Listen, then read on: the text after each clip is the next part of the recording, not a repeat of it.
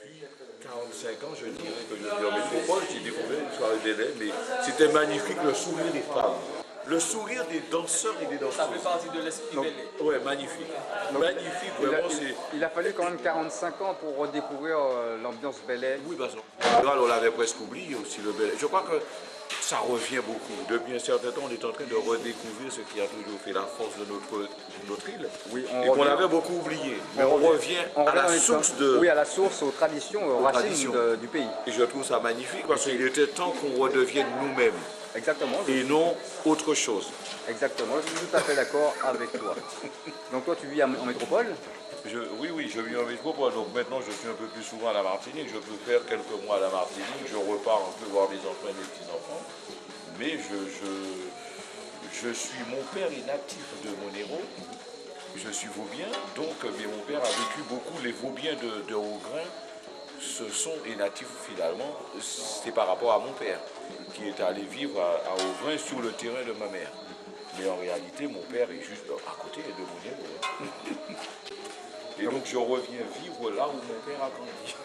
Oui, et revivre aussi les traditions du pays. Les traditions du pays.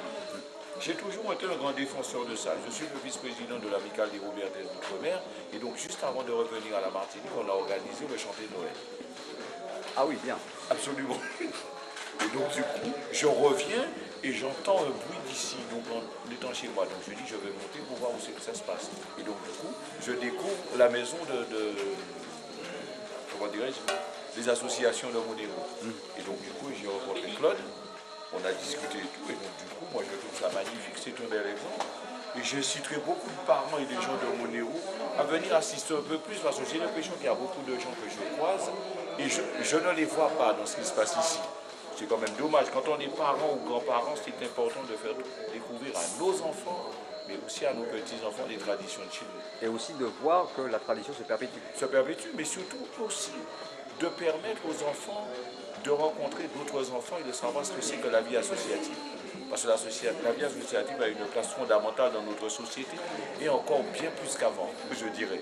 Tout à fait. Parce que de nos jours, les choses sont tellement difficiles et je crois que c'est un moyen de se ressourcer, de connaître les gens, de les rencontrer et de savoir qu'il y a des gens à qui on peut aller poser des questions et aussi ces gens-là peuvent d'une manière ou d'une autre aider ou ne pas pouvoir aider. Mais c'est important de s'intégrer dans la vie associative parce que ça fait partie de notre société et c'est de plus en plus important. Oui, c'est le seul moyen aussi, le plus gros moyen de communication. De communication entre nous. Entre nous. Et se connaître à l'intérieur tout simplement d'un quartier. Je ne dirais pas de la commune, mais je dirais du quartier parce que c'est important de se connaître et de pouvoir se dire bonjour. Exactement. Ça, c'est fondamental. Et ça se perd de plus en plus. Oh là là là là là, je m'en suis rendu compte. Ça n'a rien à voir avec l'éducation.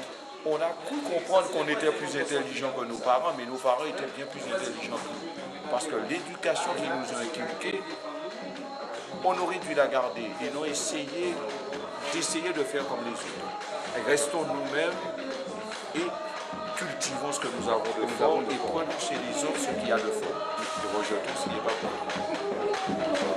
nous.